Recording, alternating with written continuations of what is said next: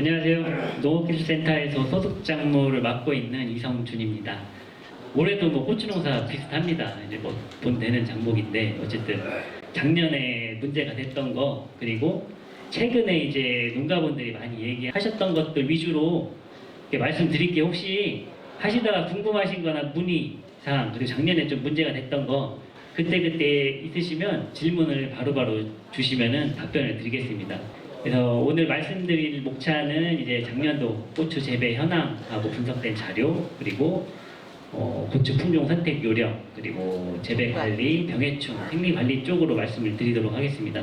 일단은 종자를 많이 선정들을 하셨을 텐데, 종자 선정하실 때 내 눈이 제일 정확하거든요. 내 눈이. 이게 재배하시는 분들의 눈이 제일 정확합니다. 작년에 내가 좀 실패를 봤으면 옆집에 잘 된 거를 눈여겨보셔야 돼요. 옆집에 누가 잘 됐다. 가서 직접 본 품종을 조금씩 도입해 보시는 시도가 필요합니다. 한 번에 너무 막 바꾸실 필요 없으세요. 그리고 내가 올해 농사를 되게 잘 졌어요. 좋은 품종으로 과도 많이 나오고 내가 잘 졌어. 그러면 나한테는 진짜 잘 맞는 품종이에요, 그게.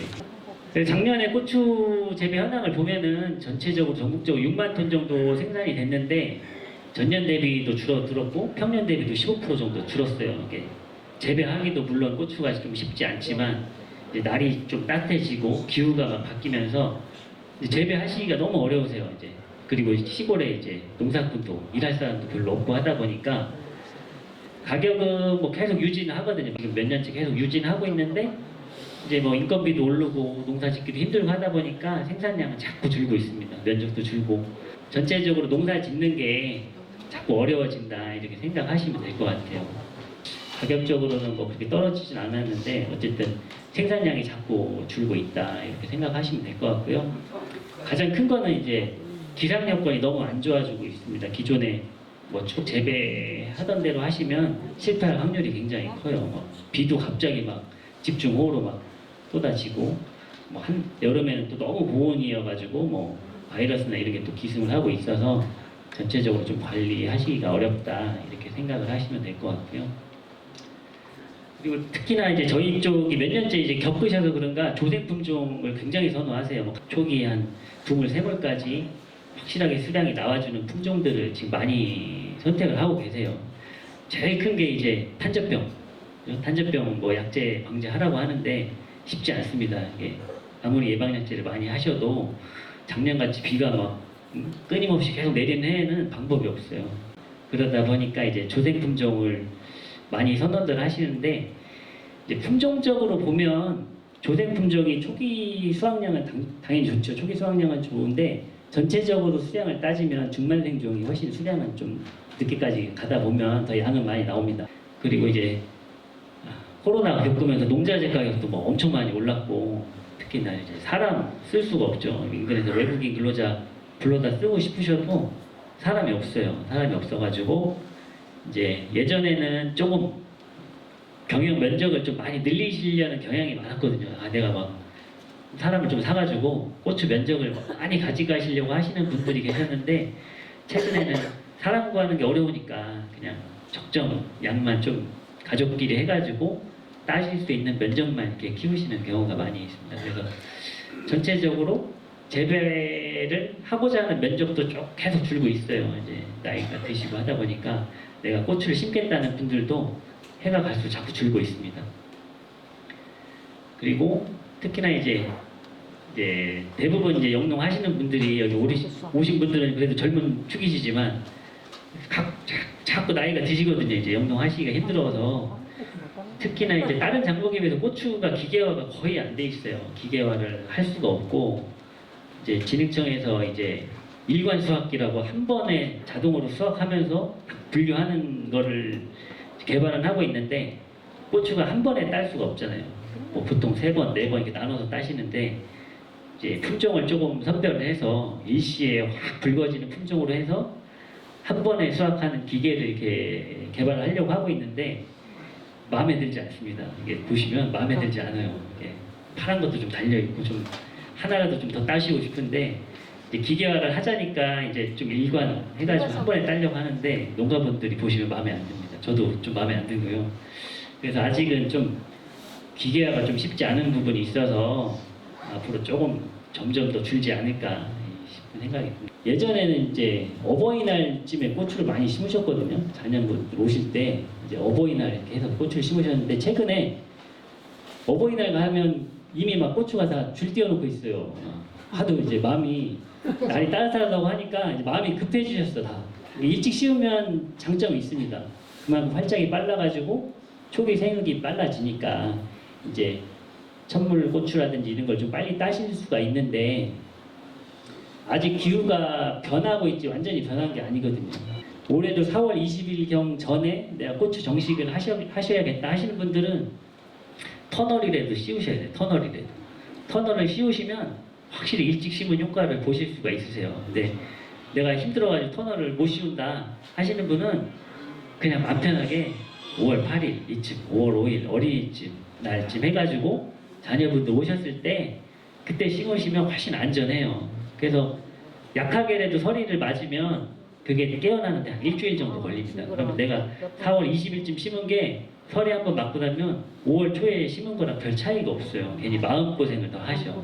그러니까 막덮기라든지 이런 거를 안 하실 경우에는 5월 상순에 설이 좀 지나가고 일기예보상에 날이 좀 괜찮다 하실 때 그때 정식을 하셔야 안전농사를 지실 수가 있어요. 이게 이렇게 해서 하시고 작년에도 운곡에서 운곡 4월 27일쯤에 갔는데 아주 순이 그냥 싹 녹아버렸어요. 살아 있는 게 하나도 없었어요. 약하게 받은 것들은 그냥 자주빛깔로 그냥 완전히 익어가지고 그냥 한 보름 알이 하다가 깨어났고 심한 데는 다음날 가니까 그냥 순이 없어요. 그래서 완전히 다 죽어버리니까 그러면 저거 다시 꽃좀 뭐 구해야지, 다시 정식해야지, 또 살충제 한 번 또 주셔야지. 일이 뭐 2배, 3배거든요. 그러니까 조금 천천히 씌우시는 것도 괜찮다. 이렇게 생각하시면 될 것 같고요. 30도가 넘어가면 과가 조금 비정상일 수가 있어요. 이게 전체가 다 비정상이 아니고 일부 이제 수정이 잘 안 돼서 착과가 잘 안 된다든지 착과가 되더라도 약간 곡과가 많이 나온다든지 이럴 수가 있으니까 어쨌든 이런 온도가 여름에는 올라가게 돼 있거든요. 그러면 아무래도 폭길에도 잘 나게 이제 고리라도 좀 넓게 심으시고 과가 범무하지 않게 비배 관리도 너무 질소질 위주로 해가지고 막 도장하고 잎이 많게 하시면 안 되고 적정하게 관리하시는 게 고온 피해를 줄일 수가 있어요. 그리고 고추가 말씀드렸잖아요. 자생지가 남아메리카 쪽 따뜻한 지역에 비가 잘 안 오고 그래서 기본적으로 자연적으로 잘 크는 온도가 낮에 한 25도에서 27도, 야간 온도는 한 15도 정도 하셔야 되는데 뭐 정식하시고 나서는 크게 걱정이 없으세요. 기후 조건이 정식하고 나서는 온도 조건은 문제가 안 되는데 지금이 제일 어렵죠. 이제 파종해가지고 겨울에 육묘할 때 이 온도를 맞춰 주셔야 되거든요. 근데 지금 대부분의 이렇게 육묘하시는 분들이 전열이 있으실 거거든요.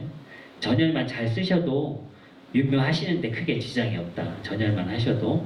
근데 전열하실 때 제일 실수하시는 게 온도계 위치를 잘 실수하셔요. 온도계 위치. 그죠?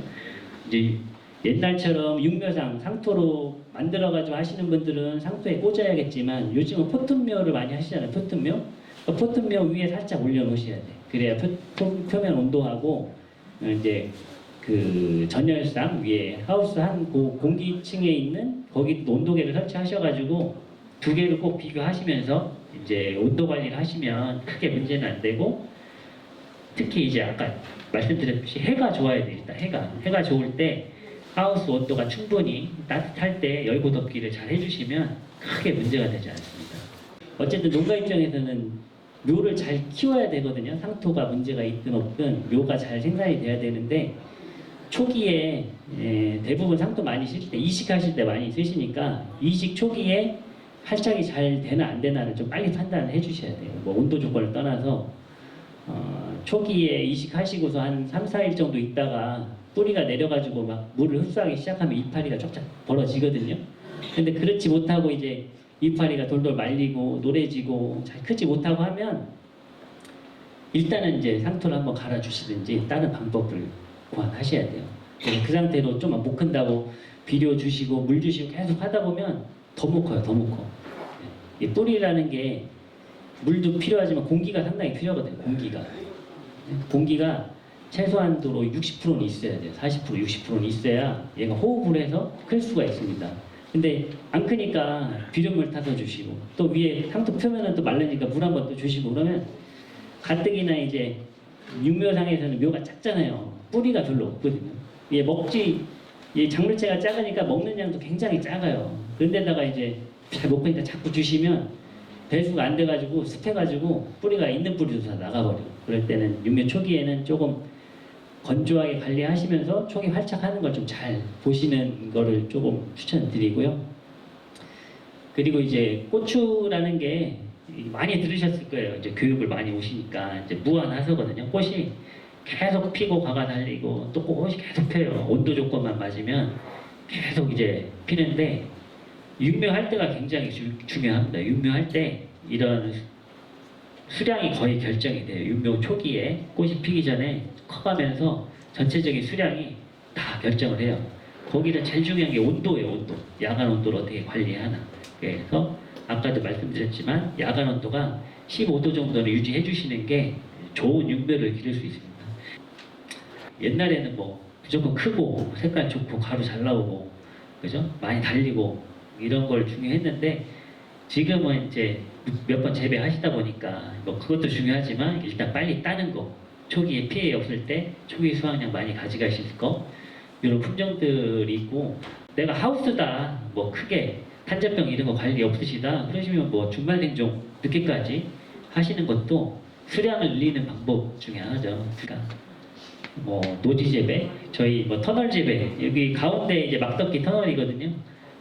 막덕기 하실 때 제일 중요한 게 처음에 씻고 줄을 바로 띄워 주셔야 돼요. 저게 5월 중순까지 이게 부직포를 안 걷어내기 때문에 그 사이에 막 관리가 안 되거든요. 열어볼 수가 없으니까 처음에 하시고 줄을 딱 띄워 주셔야 반듯하게 자랄 수 있습니다.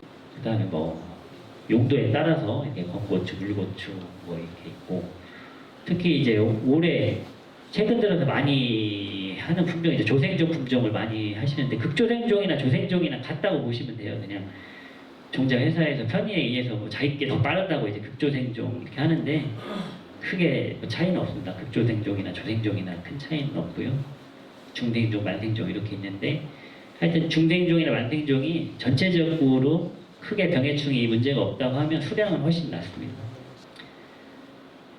그리고 병이죠. 이제 그동안에 뭐 역병, 바이러스병, 뭐 탄저병이 있는데 역병은 예전에는 문제가 많이 됐는데 최근에는 뭐 걱정 없으시잖아요. 내병계 예전에 접목해서도 드리고 막 했는데 요즘은 내병계 품종이 나와서 거의 걱정은 안 하셨는데 최근에는 이제 종자 회사들이 저항성을 2가지 이상 복합한 품종을 출시를 많이 하거든요. 복합 내병계 품종들을 출시를 많이 하고 있는데 복합 내병계를 하다 보니까 간혹 이제 하나의 저항성 있는 것보다 좀 약한 경우가 있어요. 분명히 복합 내병계 품종이라고 해서 역병이 걱정이 없었는데 작년같이 비가 많이 오면 역병이 또 오더라고요. 그래서 복합 내병계라고 해서 병이 안 오는 게 아니니까 같이 좀 관리를 해주셔야 됩니다. 그러니까 품종은 이제 내병계 품종 하셔야 돼요. 어쨌든 내병계가 기본적으로 병에는 강해요. 일반 저항성이 없는 품종보다는 강하기 때문에 농약을 한 번이라도 덜 하시려면 저항성 품종을 하셔야 돼요.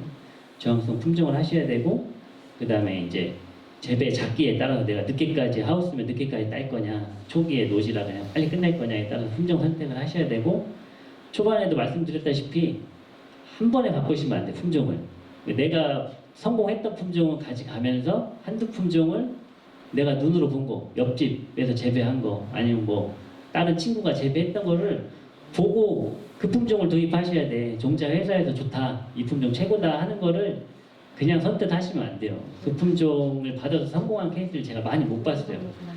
아까 품종에 내병계 품종이 많다고 했잖아요. 대부분은 저 위에처럼 한글로 같이 써놨거든요. 뭐 역병의 저항성이 있다, 바이러스 저항성이 있다, 탄저병 저항성이 있다 이렇게 표기도 해놨고 그 다음에 영어로 이렇게 표기도 해놨고 그리고 실제 제일 쉽게 탄자가 들어가면 종자 이름에 탄자가 들어가면 대부분의 품종이 탄저병에 저항성이 있다 이렇게 생각하시면 돼요.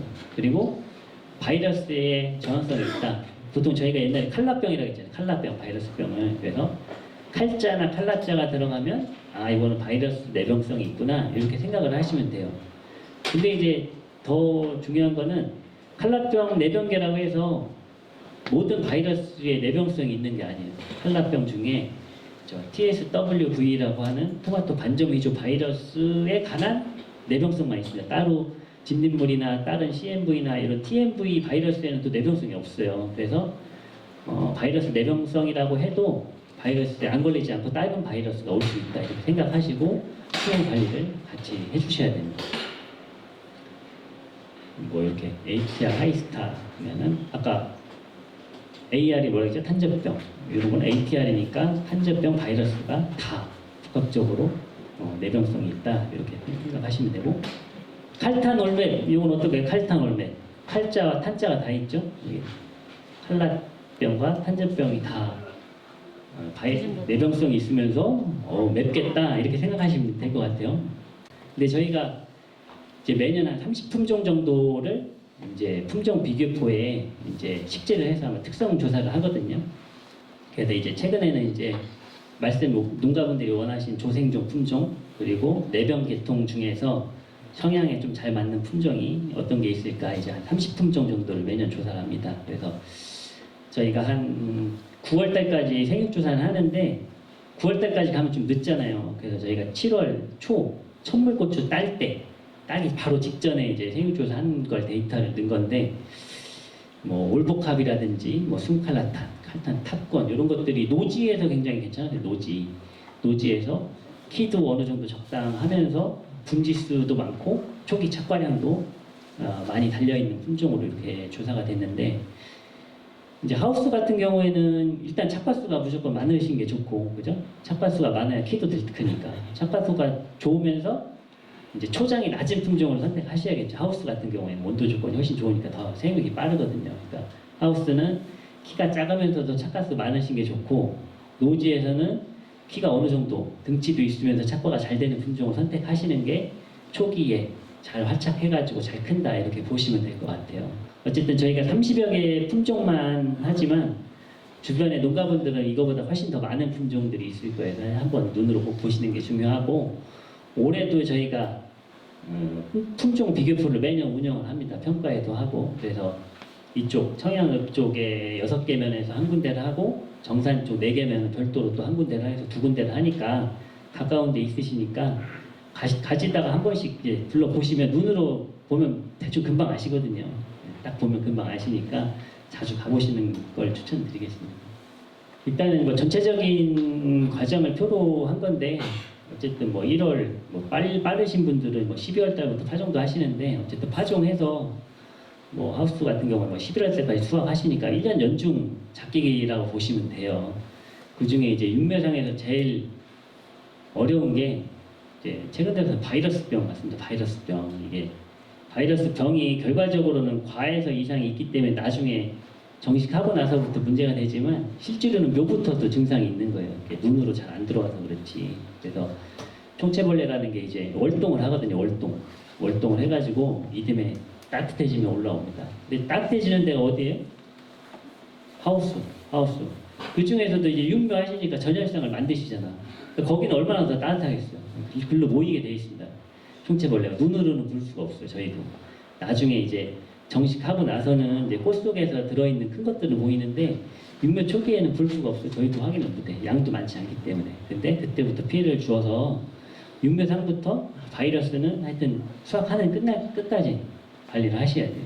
그게 제일 중요한 부분이고 나머지는 뒤에 가서 부분적으로 설명을 드리겠습니다. 육묘의 기본은 아까도 말씀드린 온도 관리 이게 저희 청양에서 나온 고추가 청양에서 자생지가 아니고 저쪽 따뜻한 나라가 원산지이기 때문에 기본적으로 따뜻하게 관리를 해주셔야 됩니다.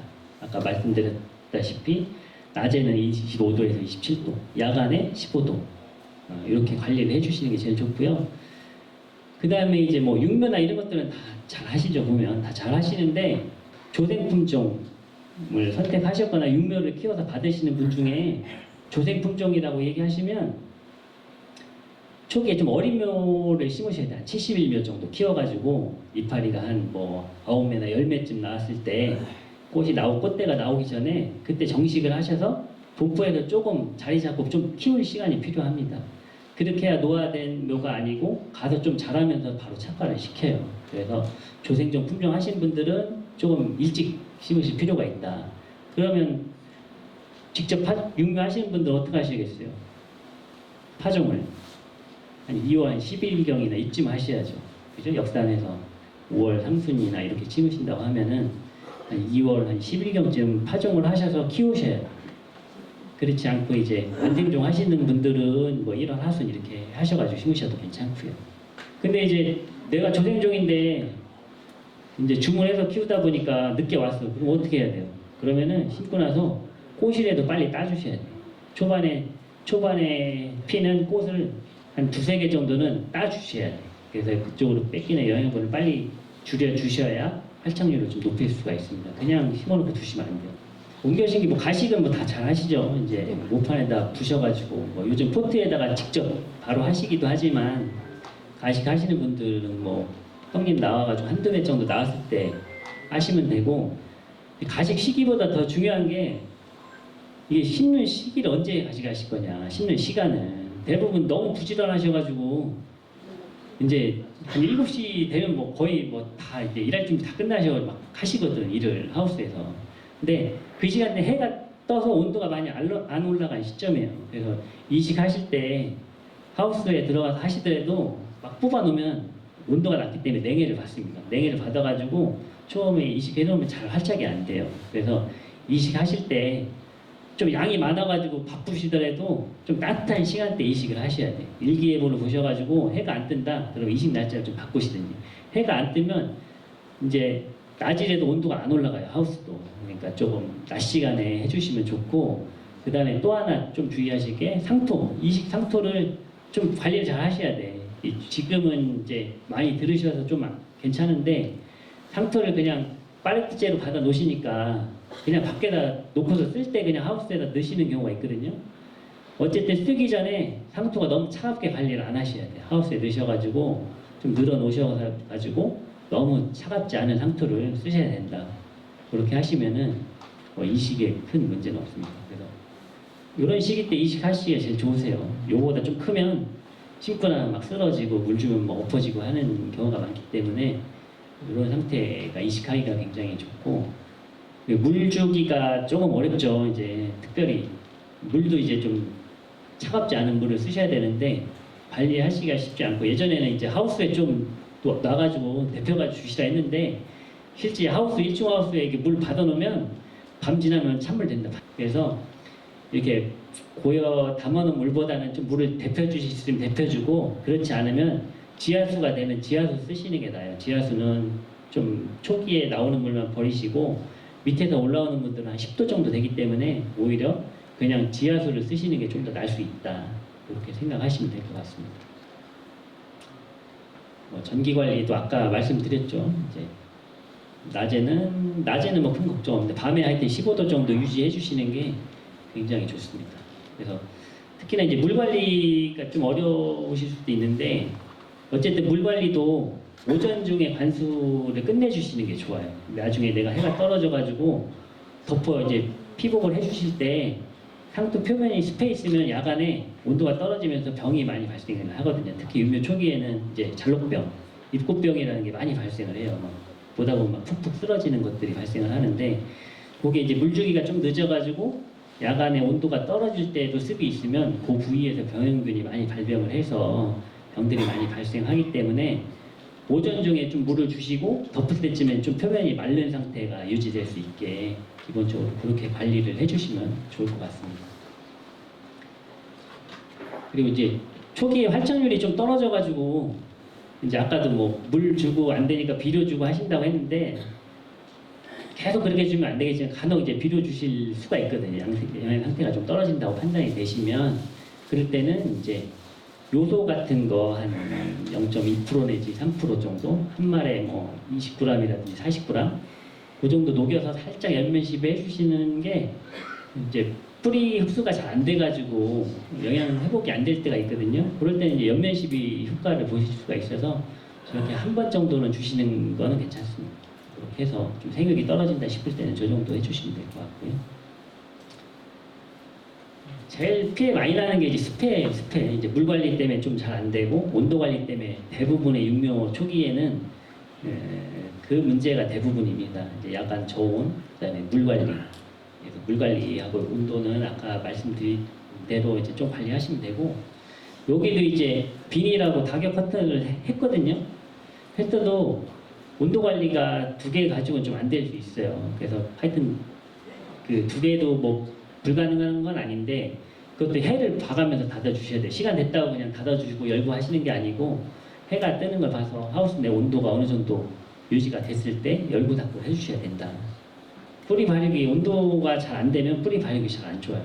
이게 잎이 노랗게 되고 뿌리가 제대로 못 뽑기 때문에 그건 다 온도하고 습관리 문제다 이렇게 해주시면 되고 이제 잘 키우셨어도 물을 위에서 이렇게 조를 이렇게 주다 보면 막 푹 쓰러지거든요. 위에 상부가 빨리 크니까 뿌리보다 상부가 빨리 자라니까 이제 쓰러지는데 주실 수 있으면 이제 포트 뿌리 쪽에 이렇게 담궈가지고 줄 수 있으면 제일 좋은데 그러기는 뭐 거의 불가능하죠. 양이 어쨌든 조금 밑에로 줄 수 있으면 좋다. 이렇게. 그리고 특히 이제 물 주실 때 찬물 하면 이렇게 이파리가 데친 것처럼 이렇게 싹 죽어요. 조직이. 그래서 물 주시는 거 조심하셔야 돼요. 찬물 주시는 거 조심하셔야 되고 온도 관리 잘 하시면 이렇게 잘 크거든요. 아까 온도계를 설치를 하셔야 된다고 했잖아요. 전열상은 수토 있는 쪽에 설치하시고 그 공기층도 이제 생장점 있는 온도를 같이 보셔야 돼요. 이게 그 전열 기계가 항상 잘 맞는 게 아니기 때문에 토양 온도도 돼야 되고 저기 이파리가 크는 위치에 온도계를 설치하셔서 두 개를 병행하면서 같이 이제 보시면 관리하시는 게 좀 더 좋고 그 다음에 요거는 이제 한 일식하시고 한 좀 더 컸을 때 많이 나오죠. 한 3월 말이나 4월 달쯤에 이제 노가 어느 정도 자라면 이제 환기를 시키셔야 되니까 이제 습하면 이제 곰팡이병이나 이런 게 발생을 해서 환기를 시켜주시는데 어쨌든 직바람을 맞으면 안 돼. 직바람. 문 열어가지고 막바로 찬바람이 바로 세게 하시면 안 돼요. 그래서 주변에 육묘상 주변은 좀 비닐로 어느 정도 한 50cm나 이렇게 높이를 치셔가지고 한번 타고 넘어오게끔 하셔도 이런 직접적인 피해가 안 나거든요. 그래서 찬바람이 직접 맞지 않게 이렇게 관리를 해주시는 게 좋습니다. 그리고 이것도 매년 한두 건씩 있어요. 매년 한두 건씩. 여름철, 봄철에 한창 바쁘니까 열었다고 저기 사모님한테 열어 하고 나가시면 서로 열어 하고 둘 다 나가시는 거야. 그러면 이제 와보면 이제 잠겨 있어가지고 다 익어버리는 거예요. 이렇게 육묘가 쉽지 않거든요. 육묘상 전해충에서는 좀 전에 쭉 말씀드렸다시피 파종하시고 나서 초기에 이식하기 전까지 이식하고서 본엽이 조금 나올 때까지는 잘록병 제일 관리하실 게 뭐라고 했어요? 물 관리.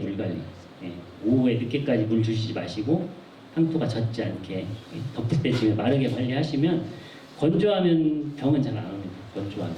그래서 좀 마르게 관리하시면 되고 잿빛곰팡이병이나 세균성 전문이병은 거의 정식하기 전에 나와요. 정식하기 전에 이파리가 막 한 7, 8매 돼가지고 포트 안에서 막 크니까 꽉 쩔어가지고 환기가 잘 안 될 때 그리고 포트에서도 환기가 안 되지만 하우스를 또 잘 못 열거든요. 그 시기에 그렇게 되면 이제 환기 잘 안 되면서 습해지면서 이런 곰팡이병이 많이 발생을 하니까 어쨌든 환기가 잘 되게끔 이제 좀 포트를 벌려 놓으시고 환기를 좀 잘 하시면 이런 잿빛곰팡이나 세균성 전문이병은 잘 안 오니까 그리고 왔을 때 빨리 발견하셔가지고 그걸 제거해 주시는 게 좋아요. 그게 계속 전염원이 되기 때문에 왔을 때 적용약제 방제하시고 빨리 빼내시면 묘상에서 확 번지지는 않는다. 충분히 관리하실 수 있는 병이다. 이렇게 생각하시면 될 것 같습니다. 잔류병이 오면 이런 형태로 와요. 이식하셔가지고 밑둥부터 딱딱 꺾여요. 이제 얇아지면서 밑둥부터 딱 꺾여가지고 팍팍 쓰러지는 게 군데군데 보입니다. 이럴 때는 지금 발병하기 좋은 조건이구나 생각하시고 적용약제를 하셔야 돼요. 뭐 가스라지라든지 뭐 다지엑스라든지 이런 거 약제 처리를 하시면 잘 듣습니다. 그렇게 하시면서 습관리 잘 하셔야 돼요. 그러면 이제 더 안 올 수가 있습니다. 이렇게 관리하시면 되고요. 이건 이제 잿빛곰팡이병인데 저런 기재부 쪽에 이제 온도가 따뜻해지고 습기 많아지고 이제 환기가 잘 안 되면 곰팡이가 저기서 발생을 해요. 발생을 해가지고 저기에 붙어 있는 대로 계속 곰팡이가 입병을 해가지고 막 번져요, 번져. 회색 곰팡이가 막 번져. 그럴 때 이제 말씀드렸다시피 환기 잘 해주시고 이제 적용량제 처리하시면 뭐 방제가 가능하니까 그렇게 관리를 하시면 되겠습니다. 이제 육묘를 막 키우셔가지고 이제 한 4월 달 돼가면 이제 이파리도 어느 정도 크고 이제 나갈 준비를 이제 슬슬 하셔야 되거든요. 환기도 많이 하셔야 되고, 그렇죠? 방풍 비닐 해가지고 직바람 맞지 않게 같이 관리해 주셔야 되고, 그다음에 모 붙이기를 하셔야 돼요. 모 붙이기. 저희가 이제 육묘 배송하면 상자에 써 있어요. 그 상자채 두지 마시고 그냥 바깥에다가 이제 큰 추위나 이런 거 아니면 바깥에다 좀 놓으셔가지고 물 관리만 하시면서 좀 붙이기를 해주셔라 이렇게. 그리고 한 3, 4일 있다 심으셔라 이렇게 돼 있는데 한 일주일 정도 이제 온실에서 계속 배기를 컸으니까 바로 나가면 이제 영향을 많이 받거든요. 그러니까 바깥 환경과 비슷한 환경 상태로 한 일주일 정도 키우시면 뭐가 단단해져요. 그래서 노지에 바로 정식을 하셔도 문제가 안 생기게 좀 순화 작업을 하셔야 됩니다.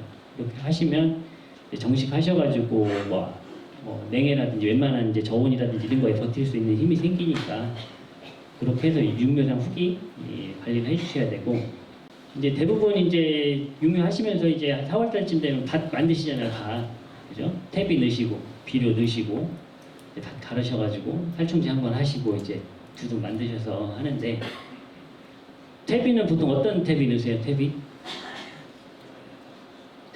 유박. 보통 유박.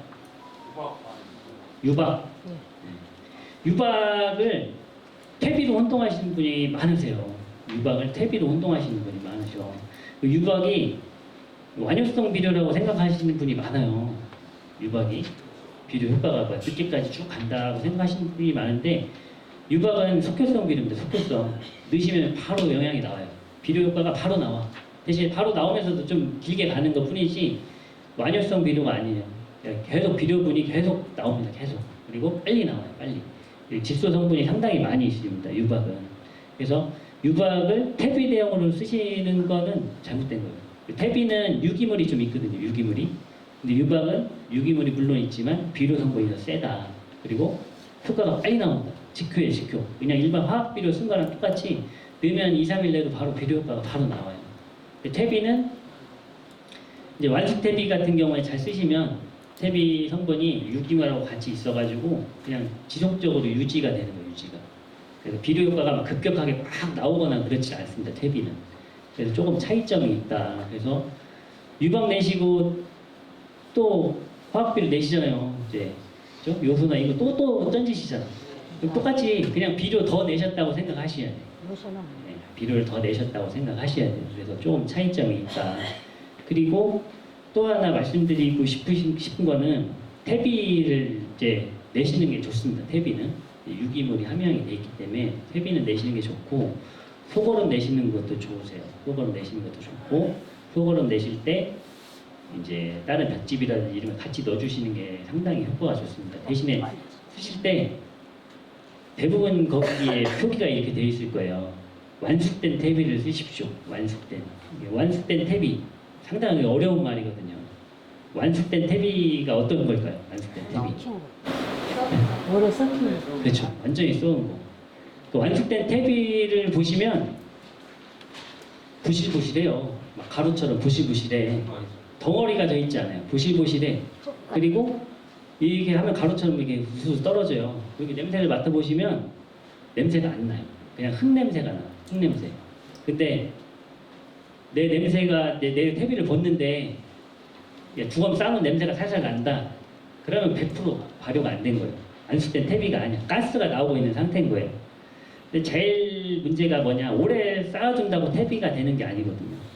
오래 묵혔다고 퇴비가 되는 게 아니에요. 퇴비를 만들 때 이런 분변하고 뭐 볏짚이나 이런 것들하고 미생물이 작용을 해가지고 퇴비화를 만들거든요. 완전히 변화를 끝내요.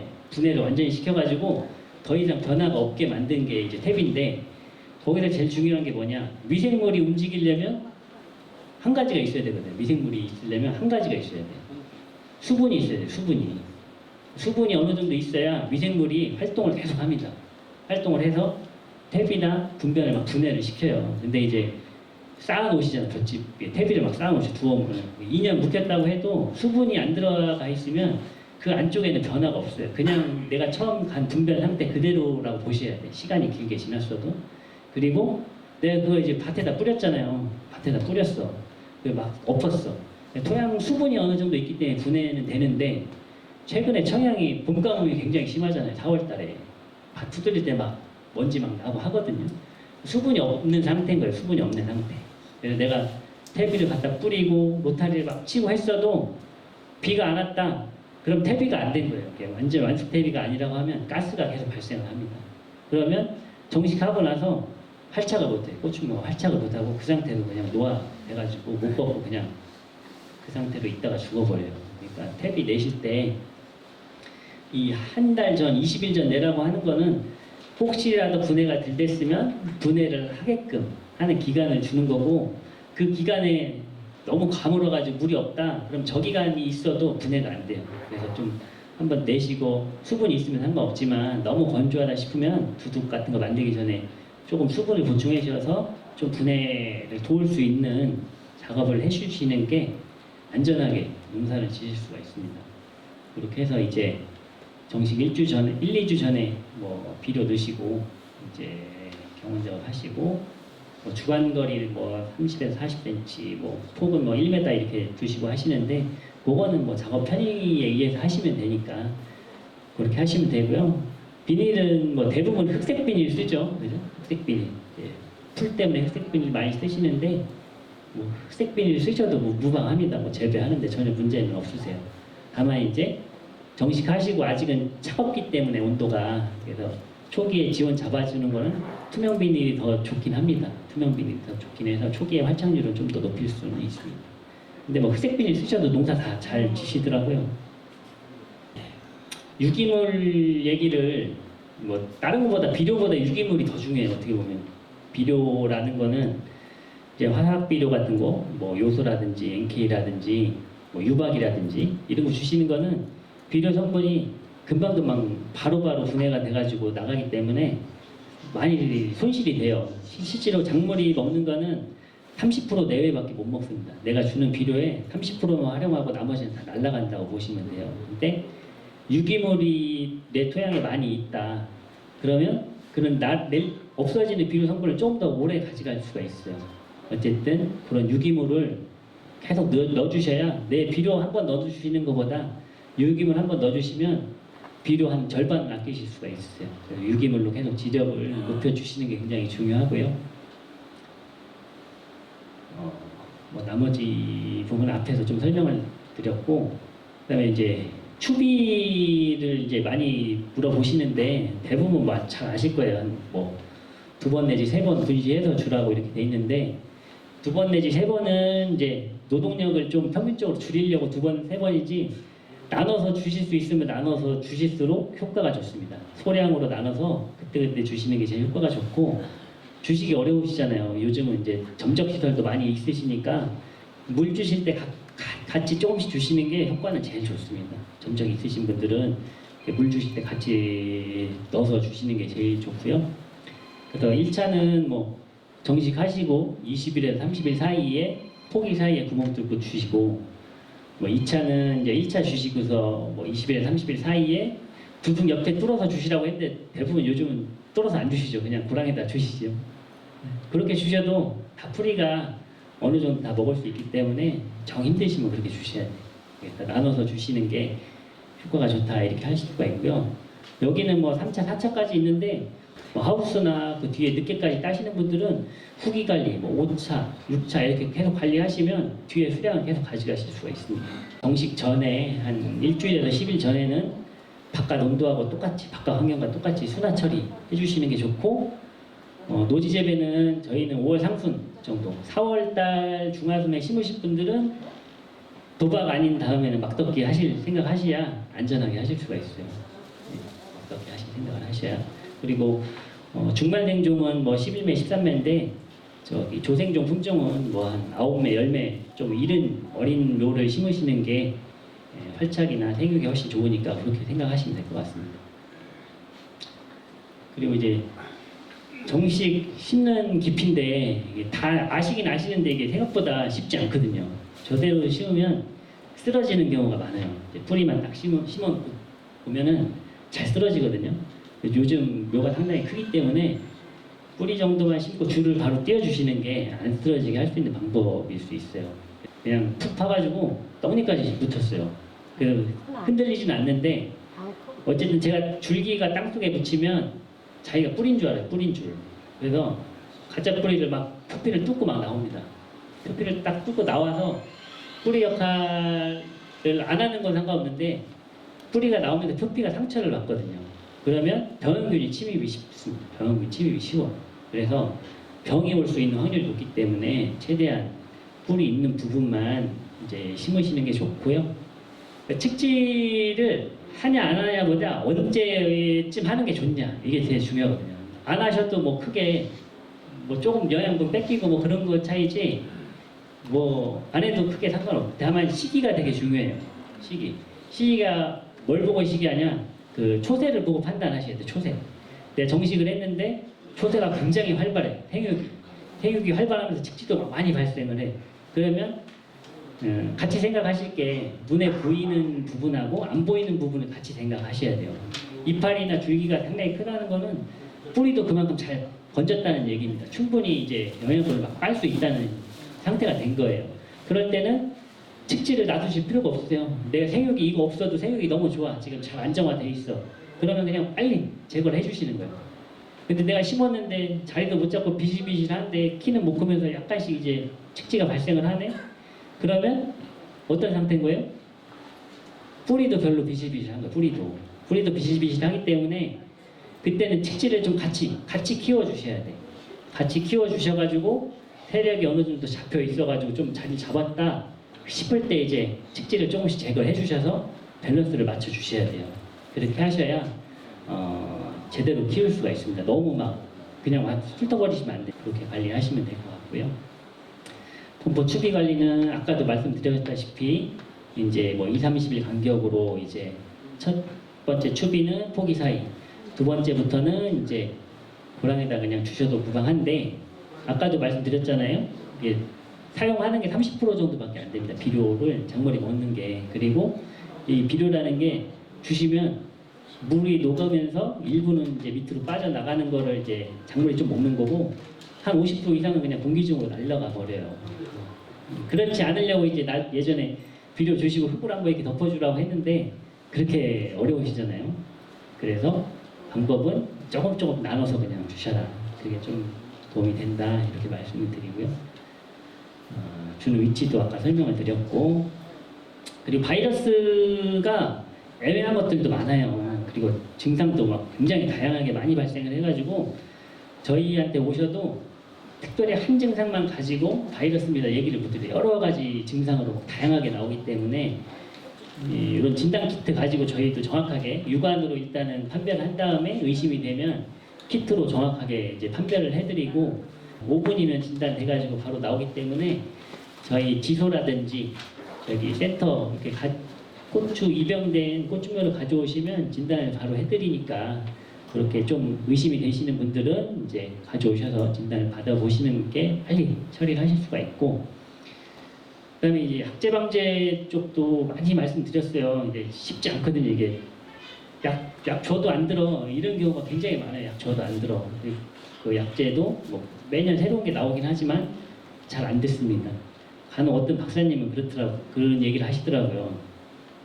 이 약제의 강한 놈만 살아남은 거다. 지금 이 병이 발생하는 게 내가 그동안에 약제를 이것저것 줬는데 그 준 거에 강한 놈만 지금 남아 있는 거다. 그래서 기존에 쓰던 약제를 쓰면 안 되는 거예요. 거기에서 강한 애들이 이미 살아남아 있는 거기 때문에 새로운 약제를 쓰셔야 돼. 그 방법이 이제 이렇게 가나 다라 뭐 1, 2, 3, 4 요 기호를 다르게 쓰시라는 말이에요. 그러니까 저는 기호가 다른 약제를 쓰면 가에 강한 놈은 가 약제를 써서 죽이고 나에 강한 놈은 나 약제를 써서 죽이고 다른 약제를 쓰셔서 강한 애들을 빨리 줄이셔서 전체적인 세균의 밀도, 병해충의 밀도를 낮게 관리를 해주시는 거예요. 내가 완전히 박멸을 시키겠다 이게 아니고 관리하실 때 발병이 안 될 만큼 낮게 관리를 해줘야겠다 이런 생각으로 방제를 해주셔야 돼요. 그래서 이렇게 약을 바꿔가면서 좀 쓰시라고 말씀을 드리겠습니다. 그래서 뭐 보통 탄저병 같은 경우가 약제 방제가 제일 많으니까 탄저병 같은 경우에는 이제 보호용 카 계통의 살균제, 보호용 살균제를 쓰시다가 고추밭에 탄저병이 걸린 고추가 한두 개, 이파리 한두 개가 찍혔다. 그러면 이미 이제 내 전체적인 포장에 탄저병균이 많이 들어와 있다 이렇게 생각하시고 이미 걸렸을 수 있는데 발병이 증상이 안 보이는 걸 수 있거든요. 증상이 발현되기까지 일주일에서 10일 정도 걸리니까 그 10일 안에 발병이 나오기 전에 치료용 약제를 시켜가지고 표시가 안 되게끔 하면 내가 과를 팔 수가 있어요. 근데 이제 이미 탄저병이 발병이 돼서 무늬가 막 생겼어. 타들어가는 게 보여. 그러면 이제 상충과성이 없잖아요. 한두 개 보일 때 치료용 약제를 치셔가지고 이미 들어와 있지만 아직 발병이 안 된 것들을 제거해 주시고 그 다음에 주기적으로 보호용 살균제로 관리해 주시는 방법을 쓰셔야 됩니다. 비 소식이 있으면 미리 치시는 게 좋아요. 미리. 4시간 정도의 약효 시간만 가지면 효과가 충분히 가기 때문에 내가 오후에 비가 내린다고 한다 그럼 오전 중에 치셔가지고 4시간만 경과해도 효과가 다 나옵니다. 그래서 미리 치실 수 있게 일기예보 보시고 이렇게 하시면 될 것 같습니다. 쭉 앞에서 같이 말씀을 드렸고요. 역병이 한 몇 년 동안 제가 많이 보진 못했는데 작년에 비가 많이 와서 그런가 의외로 많이 발병을 했어요. 그래서 제일 중요한 건 이제 예방하는 방법이지. 예방. 물이 안 차게 하셔야 돼. 고추밭에 물이 안 차게 배수를 빨리 시켜주셔야 돼.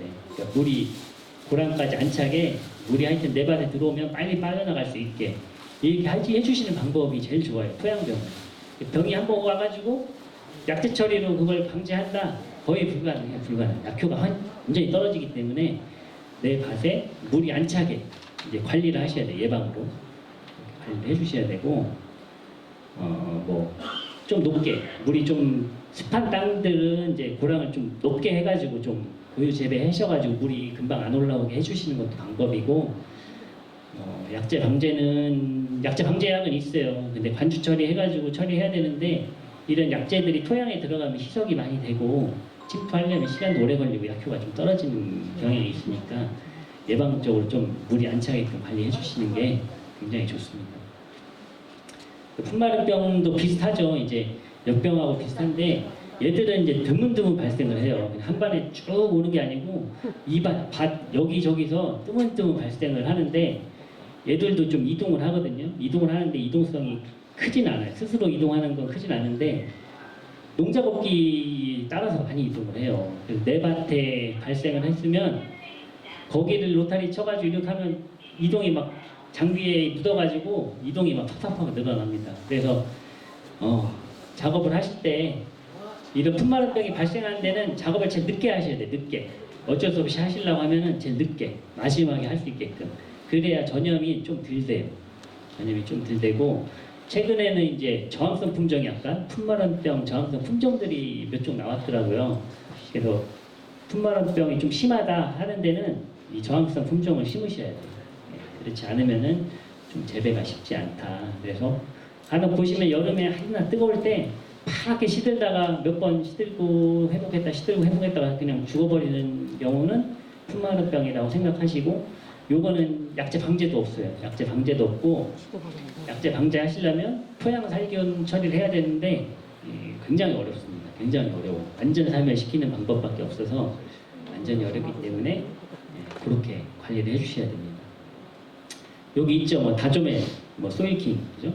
바사미드라고 하는 거 많이 이제 들어보셨을 텐데 이 시설 하우스에서 쓰는 거예요. 시설 하우스, 뭐 뿌리 손충이라든지 다른 이제 입양되는 균을 잡을 때 가스로 잡는 거예요. 가스로 잡으려면 어떻게 해야 돼요? 밀폐를 시켜야 돼요. 밀폐. 하우스는 밀폐를 부분적으로 할 수 있는데 노지는 밀폐가 불가능하죠. 하방이 다 뚫려있기 때문에. 그리고 처리 비용도 상당히 비쌉니다. 그래서 노지에서는 토양 소독을 못하니까 저항성 품종 쓰셔야 돼요. 저항성 품종.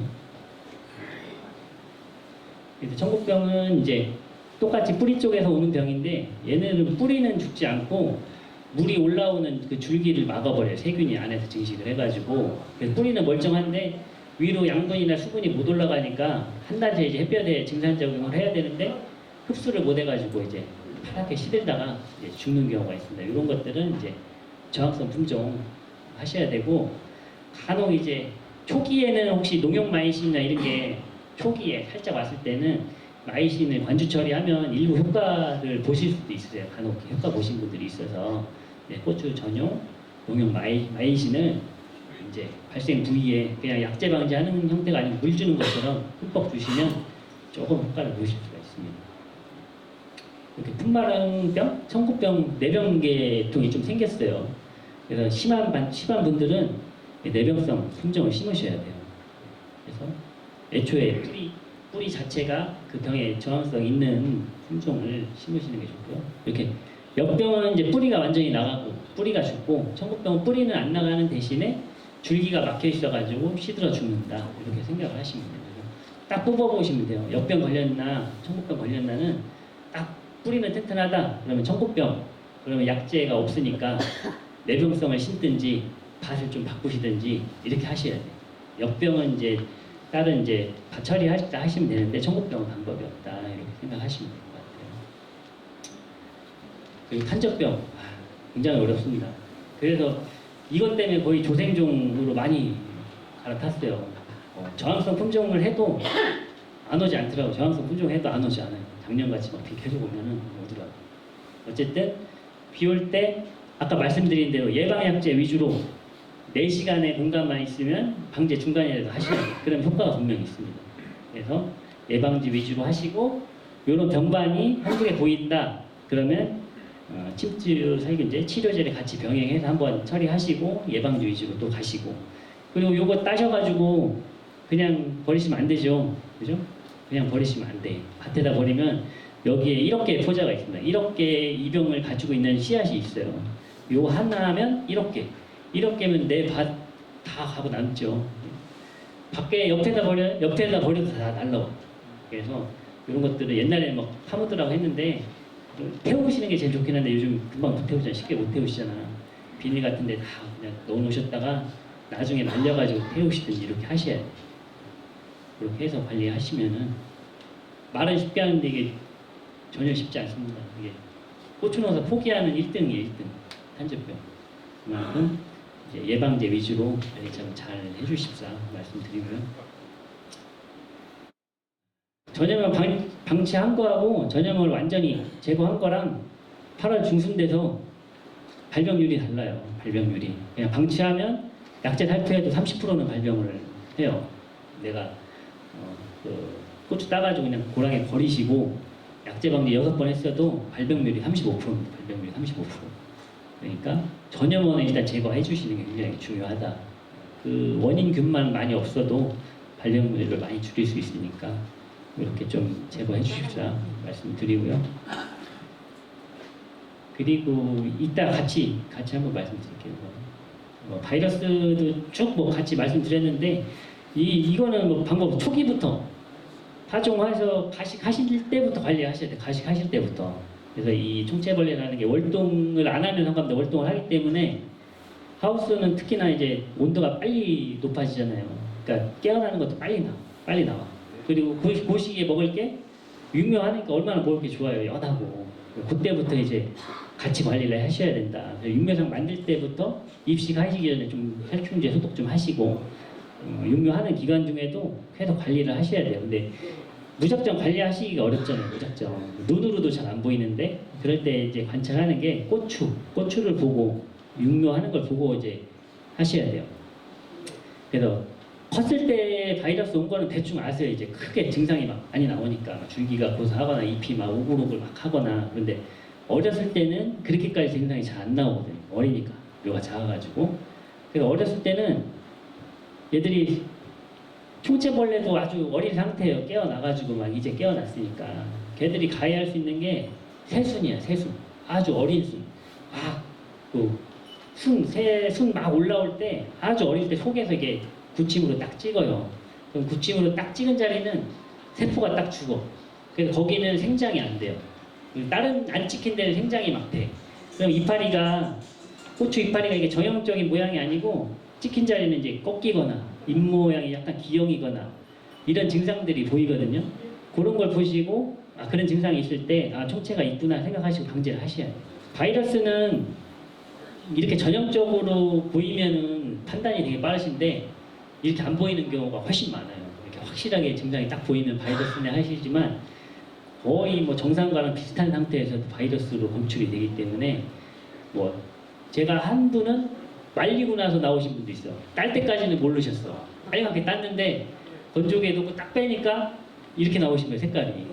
그러니까 이제 그만큼 그 기간 동안 투자되는 게 있잖아요. 비료도 해야 되지, 뭐 따야지, 뭐 이런 이 노력들이 다 헛수고가 되는 거죠. 그러니까 바이러스는 초기에 검사 받아가지고 빨리 하시는 게 좋습니다. 이런 증상들이 뭐 굉장히 이건 증상이 많이 나온 거예요. 거의 증상이 없이 나중에 나올 때도 있기 때문에 총체벌레는 육묘상부터 월동을 하기 때문에 초기에 육묘상부터 계속 관리를 하셔야 돼요. 나갈 때까지. 나가서도 수확할 때까지 계속 관리를 하셔야 되는 거고, 그리고 낮 시간에 활동하는 시간에 방제를 하셔야 돼요. 이제 저녁 시간에는 얘들이 숨어요. 숨어서 어디 들어가서 안 나와.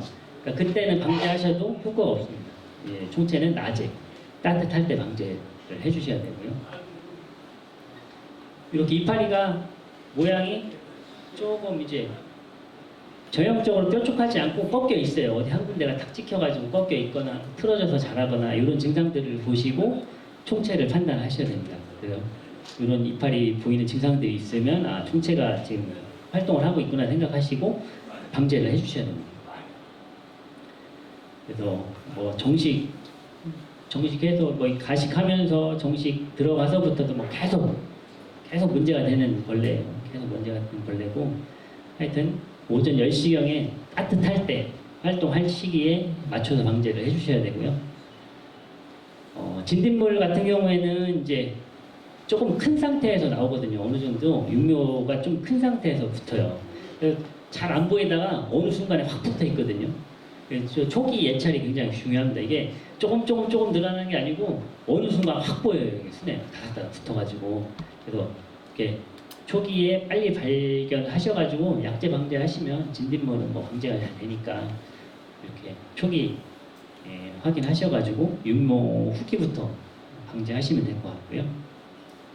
바이러스는 뭐 이게 다 바이러스예요. 뭐 새순이 고사하고 연맥이 뭐 괴사하고 이파리가 우글우글하고 초창기에는 뭐 그냥 위축이 돼가지고 좀 안 크기도 하고 뭐 이런 증상들이 바이러스와 다 연관이 되어 있습니다. 그래서 어떤 좀 이상 증상이 있으시면은 저희 센터로 묘를 가져오시면 바로 진단을 해드리니까 그렇게 해서 좀 진단을 받으셔서 빨리 이제 제거를 하시거나 이렇게 하시면 될 것 같고요. 이제 제일 중요한 게 이제 벌레가 입영을 하거든요. 벌레가 월동을 해가지고 벌레 하는데 얘네들이 월동을 어디서 하냐? 그냥 토양 속에 흙 속에 있는 게 아니고 흙 속에 잔재물 속에 있어요. 다른 뭐 볕대라든지 뭐 고추대라든지 아니면 대패기 옆에 풀 자란 데서 있다든지 그런 데서 이제 월동을 하기 때문에 포장을 좀 깨끗하게 관리해 주시고 그런 데도 이제 방제를 같이 해 주셔야 돼요. 담배나방도 이제 한 2년 정도 저희를 조금 많이 발생을 했거든요. 저희 쪽에서 피해도 많이 있었고 그래서 보통 6월 하순경부터 계속 발생을 해서 9월 때까지 발생을 하는데 이 시기 방제도 물론 중요하지만 월동에서 처음 올라올 때 방제가 굉장히 중요해요. 처음에 올라와서 산란하는 것들을 많이 잡아주시는 게 중요한데 그게 5월 하순에서 6월 상순이에요. 토양에서 월동을 했다가 올라오는 시기가 5월 하순에서 6월 상순 그쯤이면 이제 올라오는데 날이 따뜻해져서 더 빨라질 수 있을지는 모르겠어요. 작년 같은 경우는 5월 하순에서 6월 상순쯤에 첫 발생을 해가지고 얘들이 산란을 하러 이제 고추 위로 올라오거든요. 그때 방제를 초기에 잘 해주시면 많이 낮출 수 있습니다. 많이 낮출 수가 있어요. 그렇게 하시고 얘들은 말 그대로 나방이잖아요. 나방이 언제 활동하죠? 나방은 낮에 활동 안 하거든요. 밤에 활동합니다. 해가 떨어져요. 그래서 낮에 아무리 방제를 하셔도 나방류는 잘 방제가 안 돼요. 낮에 안 돌아다니기 때문에. 그래서 담배나방 방제하시려면 해질 무렵쯤 저녁 낮에 하셔야 돼요. 그래야 이제 방제를 하실 수가 있어요. 그렇게 해서 저녁쯤에 방제해 주시는 게 더 효과가 좋습니다. 나오점하고 이미 이렇게 뜯고 나오면 소용이 없는 거예요. 이미 저 안에 산란 돼가지고 안에서 클 때까지 다 커가지고 있을 때는 내가 아무리 약재 방지해도 전혀 효과가 없는 고추 속에 있기 때문에 그래서 그 겉에 있을 때 아주 유충일 때거나 나방류를 잡아주셔야 되는 거예요. 그래서 저녁 때쯤에 응애도 작년에 좀 많이 발생을 했어요. 작년에. 근데 이제 요것들은 이제 너무 건조할 때 많이 발생을 하거든요. 너무 건조할 때. 그래서 좀 이제 나중에 수확 시기 다쯤 가가지고 좀 비가 안 오거나 좀 건조할 때 이런 것들이 발생을 많이 합니다. 근데 이게 원체 작기 때문에 예찰이라는 게 쉽지 않아요. 뭘 보고 예찰을 하셔야 되냐? 저 이파리에 거미줄이 좀 많이 껴있다. 아니면 이파리 표면이 막 맨질맨질하다. 이럴 때 이제 좀 의심을 하셔야 돼. 그리고 비료도 잘 주고 했는데 엽색이 되게 노릇노릇하다. 활력을 잘 못 찾는다. 이럴 때 좀 의심을 하셔야 돼. 그래서 응애는 눈으로는 잘 안 보여. 잎 뒷면에 항상 배치되어 있기 때문에 잎 뒷면이 뭐 거미줄이 쳐 있는 느낌이 있다. 뭐가 뿌옇게 뭐가 뿌려놓은 것 같다. 아니면 만져보셔가지고 미끌미끌한다. 그럴 때 이제 방지해 주시면 될 것 같습니다.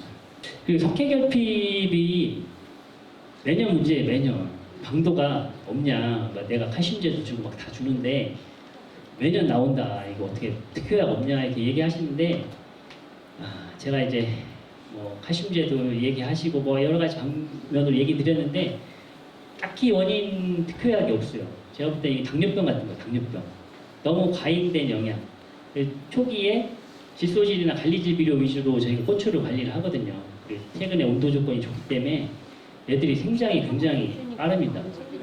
칼슘이 뼈잖아요, 뼈 무게거든요. 뼈는 천천히 차곡차곡 생겨야 단단해지는데 지금 저희가 질소질이나 관리질, 파리질 위주로 주다 보니까 이게 생장이 원체 빠른 거예요. 너무 빠른 생장 때문에 칼슘 흡수가 상대적으로 적게 들어와서 이런 증상들, 특히나 이제 다수학 품종들에서 이런 게 많이 나오거든요. 과를 많이 나는 품종들이 칼슘 결핍이 좀 많이 나오는 경향이 있어요. 이런 포장들은 이제 질소나 가리질 비료도 너무 자주 과용하시면 상대적으로 칼슘이 흡수가 덜 됩니다. 질소나 가리질을 먼저 빨아들일 성질이 있거든요. 그래서 칼슘은 상당히 더디게 움직여서 흡수가 상당히 떨어질 수 있다. 질소나 이런 걸 많이 주시면. 그래서 다른 비료랑 같이 병행하셔서 주셔야 돼요. 질소질 좀 분시해서 좀 덜 주면서 이런 칼리질 비료도 지금 쓰시는 방법처럼 연면시비를 주기적으로 좀 해주시는 방법으로 하셔야 저런 게 좀 덜 나올 수 있어요. 너무 칼슘제만 주신다고 안 나오지 않습니다. 칼슘제를 계속 주셔도 나와요. 그래서 다른 거랑 같이 관리를 해주셔야 된다. 이렇게 말씀을 드리겠습니다. 석회 보통 뭐 300평에 100kg 정도 쓰시는데 토양 검정 꼭 받아보시고 연초에 저희 기술센터에서 토양 검정 매년 해드리잖아요. 수시로 해드리고 있으니까 토양 검정 받으셔가지고 부족하다 싶으시면 이제 시용하시고 다른 비료도 마찬가지, 퇴비도 마찬가지고 퇴비나 비료 내시기 전에 땅을 아직 건드리지 않은 상태에서 흙 검사를 받으셔야 거기에 맞는 비료라든지 퇴비량을 저희가 산정해서 알려드리니까 밭을 만드시기, 퇴비 내시기 전에 꼭 한번 토양 검사 한번 받아보셔라. 그렇게 해서 필요한 비료랑 이런 것들을 처방 받으실 수 있게 그렇게 하시면 될 것 같고요. 붕소결핍도 이거 뭐 큰 문제는 아니에요. 비료 내시는 것 중에 붕소 성분이 들어가 있는 비료를 쓰시면 크게 나오진 않습니다. 붕소가 아예 안 내신 분들이 이런 게 많이 나오는데 붕소 비료를 시용했으면은 크게 문제는 안 되니까 그 비료 내실 때 붕소가 포함되어 있는 비료 내시면 크게 너무 많이 쓰시면 문제가 돼요. 그러니까 초기에 복합 비료에 붕소가 포함되어 있는 비료 쓰시면 크게 문제가 안 돼요. 준비된 내용은 다 말씀을 드렸고요. 하여튼 올해는 작년보다 더 많은 돈 버시는 풍년농사 되시길 기원 드리겠습니다. 감사합니다.